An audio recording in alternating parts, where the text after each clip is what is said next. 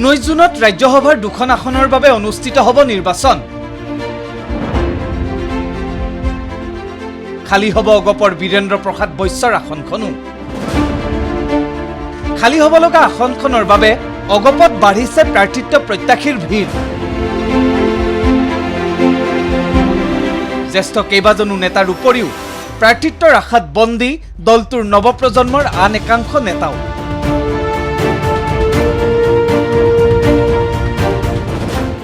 ৰাজ্যসভালৈ যাবলৈ মন মেলিছে কোনে কোনে। ৰাজ্যসভাৰ নিৰ্বাচনক লৈ অগপৰ ভিতৰ চৰাত কি ৰাজনীতি চলিছে সেয়া পূৰ্বৰ প্ৰতিবেদনতে আমি উদঙাই দিছিলোঁ। ৰাজ্যসভালৈ পুনৰবাৰ যাবলৈ হেঁপাহ কমা নাই বীৰেন্দ্ৰ প্ৰসাদ বৈশ্যৰ। বিগত নিৰ্বাচনত কমলপুৰ সমষ্টিত টিকট বঞ্চিত সত্যব্ৰত কলিতাই ৰাজ্যসভাৰ সাংসদ হোৱাৰ মন মেলিছে। প্ৰাৰ্থিত্বৰ দৌৰত আছে পশ্চিম গুৱাহাটী সমষ্টিৰ বিধায়ক ৰমেন্দ্ৰ নাৰায়ণ কলিতাও।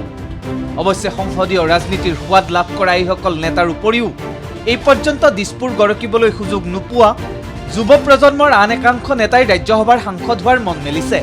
ND24ৰ হাতত পৰিছে এইসকল নেতাৰ তালিকা। ৰাজ্যসভাৰ টিকটৰ দৌৰত আছে অসম পশুধন নিগমৰ অধ্যক্ষ মনোজ শইকীয়া।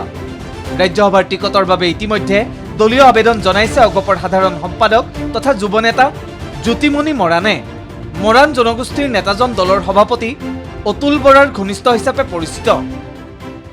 আৰু বিশেষকৈ মই যিহেতু মৰাণ জনগোষ্ঠীক প্ৰতিনিধিত্ব কৰোঁ, পিছপৰা মৰাণ জনগোষ্ঠীৰ স্বাধীনোত্তৰ সময়ৰ পৰা আজিলৈকে এগৰাকীও সাংসদ নাই। আমাৰ বিশেষকৈ মৰাণ আৰু মটক জনগোষ্ঠীৰ দুয়োটা জনগোষ্ঠীৰ এটা আত্মিক সম্বন্ধ আছে আৰু দুয়োটা জনগোষ্ঠীৰ আমাক এই ক্ষেত্ৰত ইতিবাচক সঁহাৰি জনাইছে আৰু তেখেতসকলে কৈছে যে মই পোৱাৰ যোগ্য প্ৰতিদ্বন্দ্বিতাৰ সুযোগ পাব লাগে বা আমাৰ প্ৰাৰ্থিত্ব দলে বিবেচনা কৰিব লাগে। আৰু সেয়েহে মই বিশ্বাস ৰাখিছোঁ যে অসম গণ পৰিষদ দলে আৰু মিত্ৰজোঁটে মোৰ প্ৰাৰ্থিত্বৰ সম্পৰ্কত ইতিবাচক সিদ্ধান্ত ল'ব।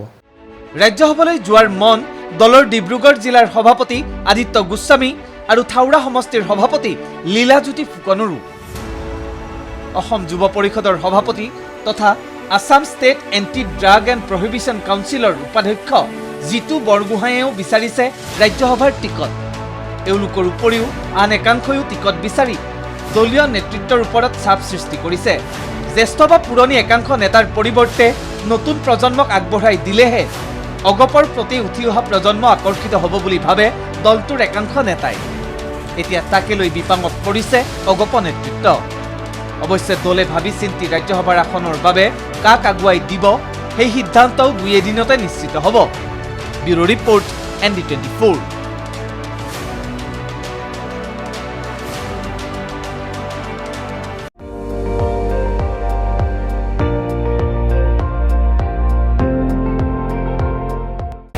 আপুনি চাই আছে ND24, সৰ্বশ্ৰেষ্ঠ নহয় সৰ্বোত্তমৰ দৌৰত।